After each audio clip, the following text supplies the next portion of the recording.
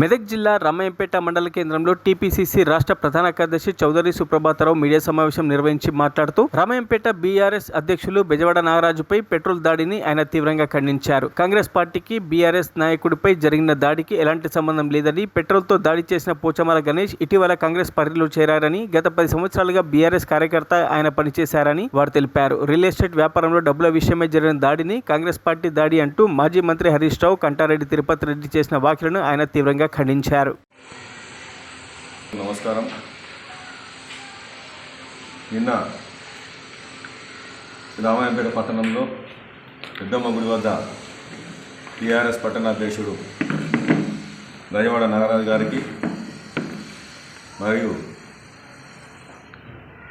మన పోచమ్మల గణేష్ గారికి మధ్య జరిగిన ఘర్షణను, వాళ్ళిద్దరి మధ్య ఉన్న లావాదేవీలను టీఆర్ఎస్ పార్టీ నాయకులు ఏదైతే వక్రీకరించి, ముఖ్యంగా హరీష్ రావు గారు, కంటారెడ్డి తిరుపతి రెడ్డి గారు వక్రీకరించి ఏదో కాంగ్రెస్ పార్టీ నాయకులకు టీఆర్ఎస్ పార్టీ నాయకుల మధ్య ఘర్షణగా చిత్రీకరిస్తూ దాన్ని కాంగ్రెస్ పార్టీ తీవ్రంగా ఖండిస్తుంది.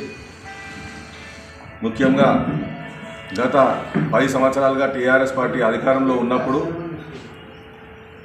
వాళ్ళ నాయకులు ప్రభుత్వాన్ని, పోలీసులను, రెవెన్యూ యంత్రాంగాన్ని వాడుకొని విచ్చలవిడిగా బెజవాడ నాగరాజు మరియు పోచమ్మల గణేష్ మధ్య జరిగిన వాతావరణం బాధాకరం. ఆయనపై పెట్రోలు అత్యయం అని ఆరోపించడము, అలా జరగడం కూడా చాలా కాంగ్రెస్ పార్టీకి కానీ వ్యక్తిగతంగానే అందరం కూడా విచారం వ్యక్తం చేస్తున్నాం. బాధ ఆయనను పత్రికాముఖంగా కూడా ఆయనకు ఆరోగ్యంగా ఉండి బాగుండాలని చెప్పి కాంగ్రెస్ తరఫున కోరుకుంటున్నాం. ముఖ్యంగా నిన్న జరిగిన సంఘటన 2 కుటుంబాల మధ్య కాదు, 2 పార్టీల మధ్య కాదు, వ్యక్తిగతంగా రియల్ ఎస్టేట్లో ఆర్థిక లావాదేవీల సమస్యలపై జరిగిన విషయం.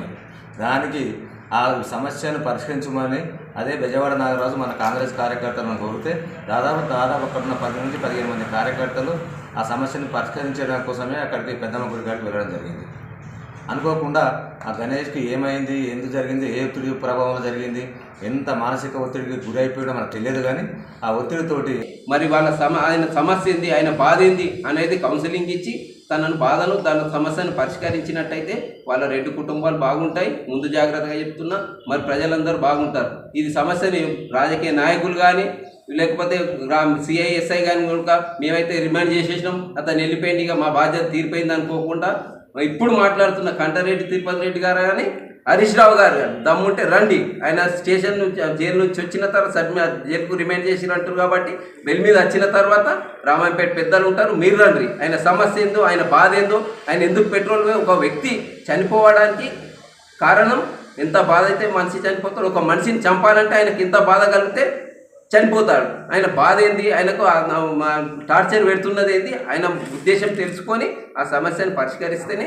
మరిన్ని అప్డేట్స్ కోసం మా ఛానల్ని సబ్స్క్రైబ్ చేయండి.